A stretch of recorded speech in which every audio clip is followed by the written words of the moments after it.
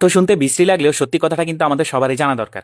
তো আমরা রাস্তায় ফুটপাতে বসে এরকম যে ফুচকা বা অন্যান্য ফুটপাতের খাবার খাই, এগুলোর মাধ্যমে আমরা অন্য মানুষের মল কিংবা পায়খানার সংস্পর্শে আসছি।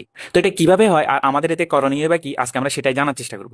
তো হেপাটাইটিস ভাইরাসের মূলত 5টা ভ্যারিয়েন্ট আছে, এ থেকে শুরু করে ই পর্যন্ত।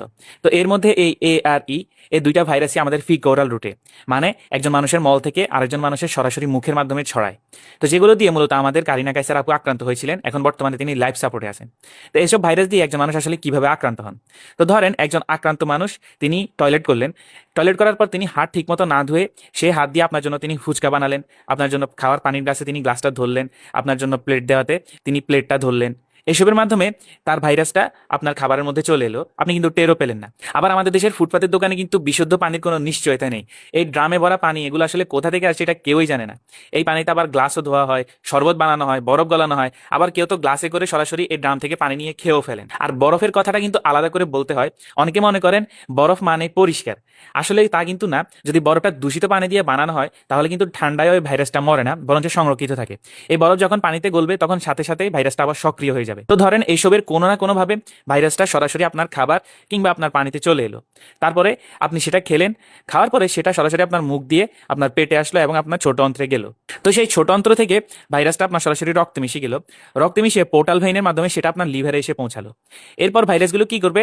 আপনার লিভারের কোষের মধ্যে এরকম ঢুকে যাবে এবং সেখানে বংশবিস্তার করবে। তো যখন আমাদের শরীর দেখবে আমাদের শরীরের ভিতরে এরকম ভাইরাসের সংখ্যা বাড়তে থাকছে, তখন আমাদের শরীরের ইমিউন সিস্টেম গিয়ে সেই পুরো কোষগুলোকেই ধ্বংস করে দিতে থাকবে। অর্থাৎ আপনার লিভারের কোষগুলো আস্তে আস্তে ধ্বংস হতে থাকবে, এবং আপনার লিভারের কোষটা যখন ধ্বংস হতে থাকবে তখনই আমাদের শরীরে জন্ডিস দেখা দিবে। এখন একটা জিনিস ভাবেন, আমাদের শরীরে লিভারটা কিন্তু 500-এর বেশিও কাজ করছে আমাদের জন্য। আমাদের খাবার হজম থেকে শুরু করে আমাদের রক্তের বিষাক্ত পদার্থগুলো ছাঁকা, আমাদের রক্ত জমাট বাঁধার উপাদানগুলো তৈরি করা, ওষুধ খাওয়ার পর সেটাকে প্রসেস করা, এই সব কিছু কিন্তু আমাদের এই লিভারটাই সামলাচ্ছে। তো এই অঙ্গটা যদি আমাদের বিকল হয়ে যায় তাহলে আমাদের পুরো শরীরটা একসাথে কোলাপস করবে বা ভেঙে পড়বে। তো জন্ডিস যেটা, সেটা মূলত হয়ে থাকে যখন বিষাক্ত পদার্থটা শরীর বের করতে পারে না, তখন সেটা আমাদের এরকম চামড়ার নিচে বা চোখে গিয়ে জমা হয়, তখন আমরা এটা হলুদ আকারে দেখতে পাই। তবে বেশিরভাগ মানুষই কিন্তু এতটুকু থেকেই সেরে ওঠেন। কিন্তু কারিনা কাইসারের মতো যাদের আগে থেকে এরকম ফ্যাটি লিভারের সমস্যা আছে, তাদের লিভারটা কিন্তু আগে থেকেই দুর্বল, ভেতরে ভেতরে একটু ক্ষতিগ্রস্ত হয়ে আছে। তো এই অবস্থায় যদি ভাইরাসটা আবার এসে এখানে আঘাত করে, তাহলে সেটা সরাসরি সামলাতে না পেরে আমাদের অ্যাকিউট লিভার ফেলিওর ডেভেলপ করতে পারে এবং একটা মারণঘাতী অবস্থার সৃষ্টি হতে পারে। তো তাহলে এখান থেকে আমাদের শিক্ষণীয় কি? কোন খাবারগুলো আপনি এড়িয়ে চলবেন? চেষ্টা করবেন রাস্তায় এরকম ফুচকা, চটপটি বা আচার, অর্থাৎ যেসব খাবার কাঁচা পানিতে তৈরি করা হয়, খোলা হাতে ডিরেক্ট মাখানো হয়, এসব খাবার এড়িয়ে চলতে। এছাড়া রাস্তার শরবত, লেবু পানি বা আখের রস, এগুলোতে তো সরাসরি বিপজ্জনক বরফই মেশানো হয়, সেটা আমরা দেখেই থাকি। এছাড়া রাস্তাতে এরকম আগে থেকে কেটে রাখা ফল, যেটা আসলে কি পানি দিয়ে ধোয়া হয়, কি হাতে কাটা হয়, আর কাটার পর এতে কি পানি বা ছিটানো হয়, এটা কিন্তু কেউই জানে না। আবার এরকম ড্রামে ভরা পানি, এত বিশুদ্ধ পানি আসলে কোথা থেকে আসবে? এই গ্লাসগুলো আসলে কি দিয়ে ধুবে? কয়জন এটা ব্যবহার করবে? কয়জনের হাত লাগবে?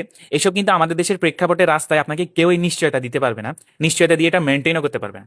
তো মনে রাখবেন, এই ভাইরাসটা কিন্তু দেখাও যায় না, গন্ধ নেই, স্বাদও নেই। তো আপনার যে কোনো খাবার সুন্দর লাগছে মানে যে এটা নিরাপদ, এটা কিন্তু ভুল ধারণা। আরেকটা কথা, যেটা গর্ভবতী মায়েদের জন্য কিন্তু হেপাটাইটিস ই ভাইরাসটা বিশেষভাবে বিপজ্জনক, মৃত্যু ঝুঁকি অনেক বেশি। তাই আপনার পরিবারে কেউ যদি এরকম অন্তঃসত্ত্বা থাকে, তাহলে আপনি এই ধরনের খাবার থেকে 100 কিলোমিটার দূরে থাকবেন। আর আপনাকে যদি বাইরে খেতেই হয়, তাহলে দেখবেন এই পানিটা ঠিক কোথা থেকে আসছে, যিনি বানাচ্ছেন তিনি হাতটা ঠিকঠাক ধুচ্ছেন কিনা, গ্লাভস পরছেন কিনা। আর রাস্তায় আপনি খোলা পানি খাওয়া থেকে বিরত থাকবেন, চেষ্টা করবেন নিজে এরকম বাসা থেকে পানির বোতল নিয়ে সবসময় বের হওয়ার। এছাড়া আপনি খাওয়ার আগে এবং টয়লেটের পরে এরকম সাবান দিয়ে হাত ধুবেন সবসময়। তো এইসব অভ্যাসই কিন্তু এই ভাইরাসের চেইনটা ভেঙে দিতে পারে।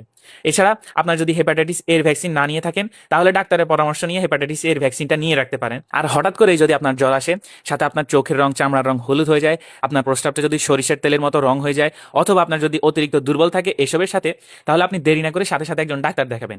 আর আপনার নিজের শরীরে লিভারটা ফ্যাটি কিনা সেটা কিভাবে বুঝবেন, আর এই ফ্যাটি লিভারটা আপনি কিভাবে নিয়ন্ত্রণ করবেন, সেটা নিয়ে ইনশাআল্লাহ আমরা পরের ভিডিওতে আলোচনা করব। তো আমরা সবাই কারিনা কাইসার আপুর জন্য দোয়া করব, আল্লাহ যেন ওনাকে সুস্থ করে আমাদের মাঝে ফিরিয়ে দেন। তো সবাই মনে রাখবেন, জিহ্বার তৃপ্তির চেয়ে আপনার লিভারের সুস্থতা কিন্তু অনেক বেশি দামি। তো সবাই এসব ব্যাপারে সচেতন হবেন, সুস্থ থাকবেন।